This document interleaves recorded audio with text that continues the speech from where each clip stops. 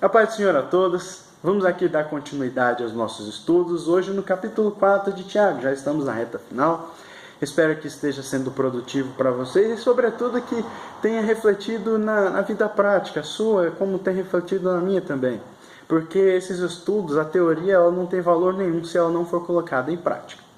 Vamos direto ao ponto, porque temos vários pontos aqui para destacar. Versículos 1 e 2. De onde vêm as guerras e pelejas entre vós? Porventura não vem disto a saber dos vossos deleites, que nos vossos membros guerreiam? Cobiçais e nada tendes, matais e sois invejosos e nada podeis alcançar. Combateis e guerreais, e nada tendes, porque não pedis. O que Tiago vem nos mostrar aqui é o que causa divisões e o que causa guerras entre as pessoas. Mas mais especificamente, como ele escrevia a igrejas, ele está querendo nos mostrar o que causa divisões e dissensões e guerras dentro das igrejas, entre os cristãos. E ele chega à seguinte conclusão, não exatamente com essas palavras: o que causa isso são os desejos corruptos. Desejos corruptos como reconhecimento, honrarias, glória, poder, prazer, dinheiro, superioridade. E qual que é o grande problema que nós identificamos? É muito fácil a gente ver nos outros. Política, político tem bastante político corrupto. Você viu? Eles roubam dinheiro da saúde e educação para ficar rico. Esses políticos são ruins, né? Você viu? Eles fazem acordos entre eles para conseguir cargos lá no Congresso, para conseguir cargos no governo. Rapaz, esse povo é sujo mesmo, hein? Mas aí eu chego à seguinte conclusão, e é o que Tiago quer nos mostrar. Será que isso não acontece dentro das igrejas? Será que não tem pastor ficando rico às custas do dízimo daquela pessoa que ganha o salário mínimo? Será que não tem pessoas tramando coisas e passando os outros para trás e fazendo de tudo para conseguir um cargo dentro da igreja? Será que isso é imaginação minha ou não acontece dentro das igrejas? Então, quando o Tiago mostra esse defeito, ele não está falando em relação às relações fora da igreja. Ele está mostrando o que causa divisões dentro. E nós que temos funções dentro das igrejas, nós temos que tomar cuidado com isso. Não podemos deixar esse tipo de desejo corrupto entrar em nosso meio, porque isso acaba prejudicando todo o andamento e acaba causando divisões. E a parte final do versículo 2 e 3 fala: e nada tendes porque não pedis, pedis e não recebeis porque pedis mal, para os gastardes em vossos deleites. E aqui, quando fala isso, Tiago nos mostra pelo menos 3 problemas de pessoas. Primeiro, que não pedir coisas para Deus. Segundo, pedir coisa errada. Ou terceiro, pedir pelo motivo errado. Aqui um exemplo besta eu mostro para vocês. A pessoa está lá solteira, está lá varô, solteiro. Aí ou ele não pede para Deus, fala: quer saber, não vou nem pedir um relacionamento, vou curtir minha vida, não quer saber onde tem água, o importante é passar o rolo. Segundo, a pessoa que pede errado. Vamos imaginar: Senhor, eu quero namorar aquela menina, aquela mulher lá. Mas sabe qual que é o problema? Ela é casada. Pediu errado. Ou terceiro, pede pelo motivo errado: Senhor, eu quero um relacionamento. Sabe por quê, Senhor? Eu vou jogar na cara desse povo que me chama de encalhado. Eles vão ver eu lá no palco e eles vão estar na plateia. Pede pelo motivo errado. Então nós temos que tomar cuidado. Deus não atende oração quando os motivos não são justos, quando os motivos são repreensíveis. O versículo 4 fala: adúlteros e adúlteras, não sabeis vós que a amizade do mundo é inimizade contra Deus? Portanto, qualquer que quiser ser amigo do mundo constitui-se inimigo de Deus. E aqui o que Tiago está nos trazendo é uma espécie de adultério espiritual, infidelidade com Deus. Ou seja, você tem um compromisso com Deus, mas você por acaso é infiel a Deus e gosta das coisas do mundo. O que eu quero que vocês entendam aqui, que nós entendamos, é o seguinte: essa amizade com o mundo não necessariamente quer dizer praticar aquilo que o mundo pratica. Mas muitas vezes é a pessoa simplesmente aceitar como se aquilo não fosse errado. Porque quando a nossa consciência para de ver aquilo como errado, nós acabamos tendo amizade com o mundo. E surge uma coisa que eu particularmente tenho um problema muito grande. Que é a pessoa que chega e fala: você bebe? Não, não bebo. Mas por quê? A minha igreja não permite.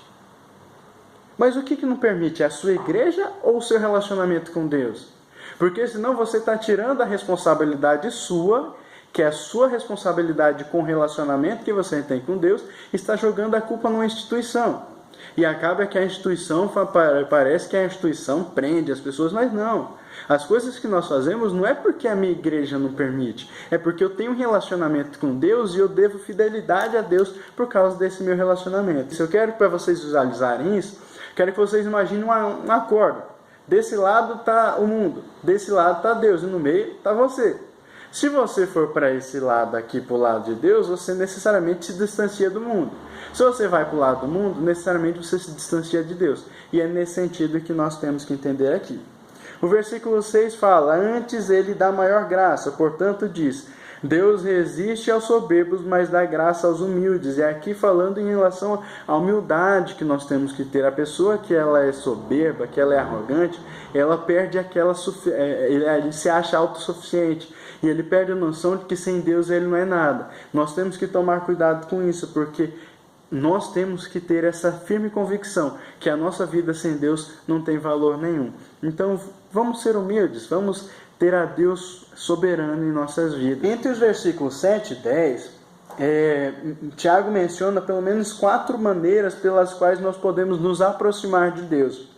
Nos versículos 7 e 10, no 7 ele fala sujeitai-vos e no 10 ele fala humilhai-vos. A primeira maneira que nós podemos nos aproximar de Deus: humilhe-se diante de Deus. Você tem que demonstrar para Deus que o que eu estava falando antes, que sem Ele nós não somos nada. Humilhe-se diante de Deus. 2. Resista ao diabo. Versículo 7 também fala disso. Resistir ao diabo e ele fugirá de vós. E aqui não ache você que o diabo vai aparecer para você e você fala: vem para cá que eu vou resistir para você. Não vai cair no palco. Não. O que fala, quando fala de resistir ao diabo, é porque o diabo vai te tentar. Ele vai mandar aquelas coisas que podem te atingir, vai tentar te tirar da presença de Deus, mas aí pela força do Espírito Santo de Deus em sua vida, você pode resistir. Então o diabo vai fugir de você. 3. Limpe suas mãos e purifique seu coração. E aqui eu quero trazer uma reflexão. O que tem sujado suas mãos e o que tem deixado o seu coração impuro? Se você consegue identificar isso, busca de Deus que Ele purifique, que Ele limpe as suas mãos e que Ele purifique o seu coração. E por último, 4. Sinta tristeza e profundo pesar pelos seus pecados. Fala no versículo 9. Aqui é no sentido de você ter um verdadeiro arrependimento, sabe? Você ver que você fez uma coisa errada e você sentir tristeza por isso, porque um verdadeiro arrependimento, ele toca a Deus e Deus perdoa.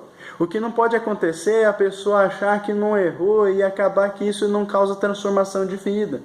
A transformação ela só vem a partir do momento que você admite um erro. Se eu, no meu trabalho, eu faço uma coisa errada, mas eu acho que eu fiz certo, enquanto eu achar que eu fiz certo, eu vou continuar fazendo aquilo. A partir do momento que eu ver que eu estou fazendo errado, eu vou mudar. E a minha vida é a mesma coisa, a minha vida espiritual é a mesma coisa. Enquanto eu achar que aquele pecado não é pecado, eu não vou mudar. Que aquilo que eu faço não é errado, eu não vou mudar. Nos versículos 11 e 12 fala: irmãos, não faleis mal um dos outros. Quem fala mal de irmão e julga seu irmão, fala mal da lei e julga a lei. E se tu julgas a lei, já não és observador da lei, mas juiz. Há um só legislador que pode salvar e destruir. Tu, porém, quem és que julgas a outra? O que Tiago vem nos falando mais uma vez aqui é a respeito do falar mal da língua. É a terceira vez que Tiago nos mostra aqui, por isso que, muito embora eu tenha falado bastante a respeito no último capítulo, eu quero só falar duas coisas nesse ponto aqui ainda. Primeiro, que vou propor uma autorreflexão. Como tem sido a sua atitude em relação ao outro? Você tem edificado vidas ou você tem derrubado pessoas? Segundo, e aqui é um conselho. Quando você vai criticar alguém, lembre de um dos dois principais mandamentos que Deus nos deixou. Ame o próximo como a si mesmo. Falar mal do outro não se coaduna com amar o próximo. Então todas as vezes que você for pensar em falar mal de alguém, você lembra, eu tenho que amar a ele. Em vez de falar mal, você vai e fala bem. Ah, mas é difícil. É difícil, algumas vezes é.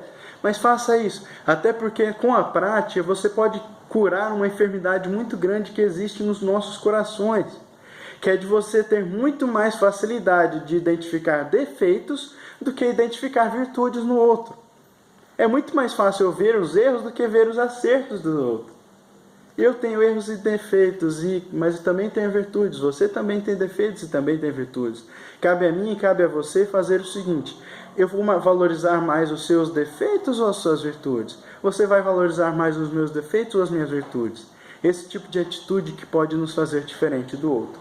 Em relação a esse ponto, eu quero trazer também que quando fala de julgar o próximo, vai um pouco além do falar mal, porque o julgar envolve você julgar intenções.